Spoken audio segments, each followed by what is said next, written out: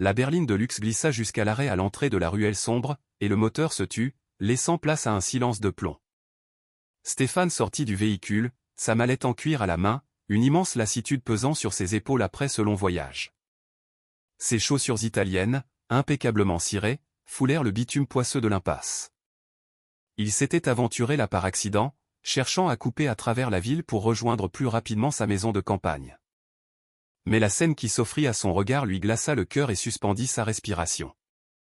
Là, adossé à une paroi humide qui suintait la moisissure, tout près d'une vieille poubelle malodorante d'où émanait une odeur âcre de pourriture, se tenaient ses 3 filles, Chloé, Léa et Manon. Elles étaient dans un état pitoyable, couvertes d'une boue séchée, leurs vêtements en lambeaux. Elles s'enlaçaient avec une ferveur tragique, comme si la fin du monde était imminente, leurs cheveux emmêlés collant à leurs joues creuses, leurs pieds nus ensanglantés. L'aînée, Chloé, du haut de ses 7 ans, serrait protectriquement ses 2 jeunes sœurs contre elle, son corps entier parcouru de frissons, trahissant à la fois le froid mordant et une peur viscérale. La mallette glissa des doigts de Stéphane et atterrit sur le sol dans un bruit mat. Ses genoux fléchirent. Cela ne pouvait pas être la réalité. C'était une vision d'horreur, un cauchemar éveillé. Si cette histoire émouvante vous interpelle, laissez un commentaire avec le nom de votre ville. Aimez cette vidéo et abonnez-vous à la chaîne, sans oublier d'activer les notifications pour découvrir d'autres récits qui toucheront votre âme. 10 jours plus tôt, Stéphane avait quitté sa famille pour un déplacement professionnel à l'étranger, un de ces voyages qu'on ne peut annuler. Des contrats valant des millions, des rencontres avec des actionnaires, des dîners fastueux. Il avait tout laissé en ordre, c'est du moins ce qu'il croyait. Son épouse, Sandrine, devait veiller sur les filles. Sa confiance en elle était totale. 8 années de vie commune, elle était la mère de ses enfants. Comment aurait-il pu anticiper un tel drame? Durant son voyage, ses tentatives d'appel étaient restées vaines. Sandrine ne décrochait jamais. Il avait attribué son silence à la surcharge de travail que représente la gestion de 3 enfants, à la fatigue. Pas un instant il n'avait envisagé le pire. À son retour, dès que l'avion se posa, il n'eut qu'une hâte, rentrer chez lui. Il prit le volant en direction de sa maison de campagne, impatient de serrer ses filles dans ses bras, de leur raconter son voyage, de retrouver la chaleur de son foyer.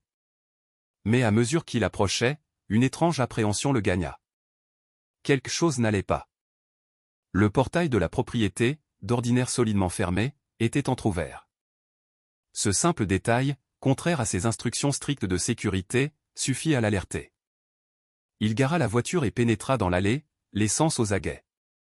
Le jardin, habituellement un écrin de verdure, semblait abandonné. Les feuilles mortes jonchaient les pelouses. Les jouets des enfants, un ballon dégonflé, une balançoire immobile, étaient éparpillés, salis par les intempéries. Une boule d'angoisse se forma dans sa gorge. Il gravit les marches du perron et poussa la porte d'entrée. Elle céda sans résistance, elle n'était pas fermée à clé. Le silence à l'intérieur était une agression. Plus de rires d'enfants, plus de musique, plus de bruit de pas. Le néant. Stéphane parcourut les pièces, appelant leur nom d'une voix qui lui semblait étrangère. Chloé. Léa. Manon. Sandrine. Le silence lui répondit. Les pièces de réception étaient à moitié vides, des meubles manquaient, leur absence soulignée par des traces sur le parquet. Des tableaux avaient été décrochés des murs à la hâte. La panique le submergea. Il monta les escaliers en courant, inspectant chaque chambre. Le désordre était total, vêtements par terre, tiroirs ouverts, lits en bataille. Mais nulle trace de sa famille. La terreur s'empara de lui. Il saisit son téléphone, tenta d'appeler Sandrine. Messagerie. Il contacta les voisins, l'école, cherchant le moindre indice. Rien. Personne ne les avait vus depuis des jours. Une voisine finit par lui révéler, avec embarras, avoir aperçu Sandrine partant seule en voiture 3 jours auparavant, le véhicule rempli de bagages. Depuis, le silence régnait sur la maison. Le sang de Stéphane se figea. Seul. Mais alors, où étaient ses filles? Pris de désespoir, il remonta dans sa voiture et se mit à sillonner le voisinage, criant leur nom à travers la vitre baissée, ignorant les regards interloqués des passants. Seul comptait sa quête désespérée. Et c'est en se trompant de route, en s'engageant dans une voie sans issue, qu'il était tombé sur cette ruelle sombre. Et sur elle. Stéphane se précipita vers ses filles et tomba à genoux sur le sol crasseux. Les larmes coulaient sans retenue sur son visage tandis qu'il les étreignait toutes les trois. Chloé leva des yeux vides vers lui, la lèvre gercée. À seulement 7 ans, elle semblait porter toute la misère du monde. Les jumelles, Léa et Manon, âgées de 5 ans, sanglotaient doucement, blotties contre leur aîné. Stéphane ôta sa veste de costume, un vêtement de grande marque, et en couvrit ses enfants pour les réchauffer. Sa voix n'était qu'un souffle brisé quand il demanda « Que s'est-il passé ? Où est maman ? Pourquoi êtes-vous là ?» Chloé avala sa salive et prit la parole. Sa voix était à peine audible, mais d'une détermination effrayante. Elle devait lui dire. Il devait savoir. Maman a dit que tu ne reviendrais pas. Elle a dit qu'elle partait et qu'on était un poids pour elle. Chaque mot de Chloé était une lame qui transperçait Stéphane. Elle raconta qu'au lendemain de son départ, Sandrine avait changé. Elle les avait enfermés dans leur chambre et avait commencé à vendre le contenu de la maison, meubles, appareils électroniques, objets d'art, bijoux. Des inconnus allaient et venaient, emportant leur vie par morceaux. Chloé les épiait par l'entrebâillement de la porte, tremblante. Ses sœurs pleuraient de faim et de peur. Sandrine ne leur donnait qu'un peu de pain sec et un verre d'eau par jour, leur répétant qu'elle devait apprendre à être indépendante, qu'elle était lasse de son rôle de mère. Ces paroles étaient d'une froideur et d'une cruauté insoutenables. Au bout de 3 jours, Sandrine avait ouvert la porte. Ses valises étaient prêtes. La voiture était chargée. Chloé avait demandé où elles allaient. Pour toute réponse, Sandrine les avait installées à l'arrière et avait conduit en silence. Après un long trajet dans un quartier populaire inconnu, fait de rues sales et de bâtiments vétustes, elle s'était arrêtée. « Descendez », avait-elle ordonné. « Vous restez ici. Votre grand-mère habite dans le coin, elle viendra vous chercher. » C'était un mensonge. Leur grand-mère était morte depuis des années. Sandrine le savait. C'était une excuse pour se débarrasser d'elle. Puis, sans un regard, elle avait démarré et avait disparu. Les 3 fillettes, abandonnées sur le trottoir, étaient restées figées. Puis Chloé, prenant les mains de ses sœurs, s'était mise en marche à la recherche d'une grand-mère fantôme. Elles avaient frappé à des portes, imploré de l'aide. Certains leur avaient donné à manger, d'autres les avaient chassés. Elles avaient dormi dehors, sur des bancs, sous des abris de fortune, grelottant de froid et tenaillées par la faim. Mais Chloé n'avait jamais abandonné ses sœurs, leur promettant que leur père reviendrait et que tout s'arrangerait. Leur errance avait duré des jours, fait de mendicité et de restes trouvés, jusqu'à l'épuisement total, dans cette ruelle où la proximité de la poubelle leur offrait une maigre chance de trouver de quoi survivre. Chloé partageait scrupuleusement le peu qu'elle trouvait. Stéphane pleurait sans pouvoir s'arrêter, serrant ses filles contre lui comme pour les protéger rétrospectivement de tout le mal qu'elles avaient enduré. Comment ai-je pu être aussi aveugle ? Comment n'ai-je rien vu ? La culpabilité le rongeait. Il se rappelait la distance de Sandrine avec les filles, une distance qu'il avait interprétée comme de la pudeur.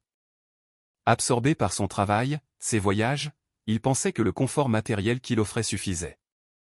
Il réalisait maintenant que ses filles avaient surtout besoin de sa présence, de son temps, de son affection. Sandrine avait profité de ses absences pour ourdir son plan. Elle n'avait jamais désiré être mère, seulement le statut et l'argent qui allaient avec. Ses propres enfants n'étaient que des entraves à sa liberté. Stéphane les emporta jusqu'à sa voiture et se dirigea vers l'hôpital le plus proche. Elles avaient besoin de soins urgents, elles souffraient de déshydratation, de plaies infectées et d'hypothermie. À l'hôpital, le personnel médical s'occupa d'elles avec une grande bienveillance. Un bain chaud, des vêtements neufs, un repas consistant. Chloé se laissa enfin aller, sa mission de protection accomplie. Stéphane veilla sur elles toute la nuit, leur tenant la main, leur promettant un avenir meilleur. Les médecins l'assurèrent que physiquement, elles se remettraient, mais que le traumatisme psychologique nécessiterait un long suivi. Stéphane s'y engagea corps et âme. Les jours suivants, il mit tout en œuvre pour retrouver Sandrine. Il engagea des détectives, déposa des plaintes auprès de la police. Elle s'était enfuie avec une fortune amassée par la vente de leurs biens. Mais l'argent lui importait peu. Il voulait qu'elle réponde de ses actes devant la justice. L'enquête révéla l'existence d'un amant, complice de sa fuite planifiée de longue date. Elle avait attendu le moment propice pour tout vendre et disparaître, abandonnant ses filles comme de simples déchets. Après plusieurs mois de recherche, elle fut localisée dans un pays étranger, arrêtée puis extradée. Mais Stéphane était déjà tourné vers l'avenir. Il réorganisa sa vie, réduisit ses activités professionnelles pour travailler davantage de chez lui. Il engagea un personnel d'accompagnement pour l'épauler, mais il était désormais le pilier central de leur vie. Il les conduisait à l'école, les aidait pour leurs devoirs, jouait avec elles dans le parc, instaura le rituel de l'histoire du soir. Il avait compris la leçon, l'amour ne s'achète pas, il se vit au quotidien. Les filles retrouvèrent le sourire. Chloé, libérée de son fardeau, redevint une enfant insouciante. Les jumelles s'épanouirent, se sentant enfin en sécurité. Stéphane entreprit lui-même une thérapie pour affronter ses erreurs et sa part de responsabilité. Les séances familiales leur permirent de verbaliser leurs souffrances et de commencer le long chemin de la guérison. Stéphane demanda pardon à ses filles de son absence, leur jurant une présence indéfectible. Les larmes de tristesse firent place à des larmes de soulagement, à des rires, à un nouvel espoir. La famille se reconstruisait, plus forte, sur les bases de l'amour et de la vérité. Un an plus tard, la maison de campagne était de nouveau un foyer chaleureux, rempli des rires des enfants, animé par les soirées cinéma et pop-corn et les discussions complices. Stéphane avait vendu une partie de ses affaires, réalisant que le temps passé avec ses filles était son bien le plus précieux. Chloé, forte de son expérience, était devenue une jeune fille mature et empathique. Les jumelles, entourées d'amour, grandissaient sereinement. Les cauchemars s'espaçaient, chassés par la présence rassurante de leur père. Touché par cette épreuve, Stéphane créa un foyer pour enfants abandonnés, utilisant sa fortune pour offrir à d'autres ce dont ses filles avaient été privées, un toit, de l'amour et de l'espoir. Chloé, voulant donner un sens à son histoire, s'impliqua dans le projet, devenant un exemple de résilience pour les autres enfants. Sa force de caractère impressionnait tous ceux qui l'écoutaient. Stéphane la regardait avec une fierté infinie. L'histoire de cette famille était riche d'enseignements. Sur la primauté de la présence sur les biens matériels. Sur la nécessité de la vigilance, même envers ses proches. Sur le courage, même chez les plus jeunes. Et enfin, sur la capacité de résilience et de reconstruction, même après les pires traumatismes. En regardant ses trois filles jouer dans le jardin, Stéphane se sentait envahi par une profonde gratitude. Il avait frôlé la catastrophe, mais la vie lui avait accordé une seconde chance. Il ne la gaspillerait pas. Chaque jour était une occasion de prouver son amour inconditionnel. Chloé croisa son regard et lui offrit un sourire radieux, un sourire qui effaçait le passé et illuminait l'avenir. Stéphane comprit alors qu'il possédait la plus grande des richesses, l'amour de ses filles, le seul trésor qui vaille vraiment.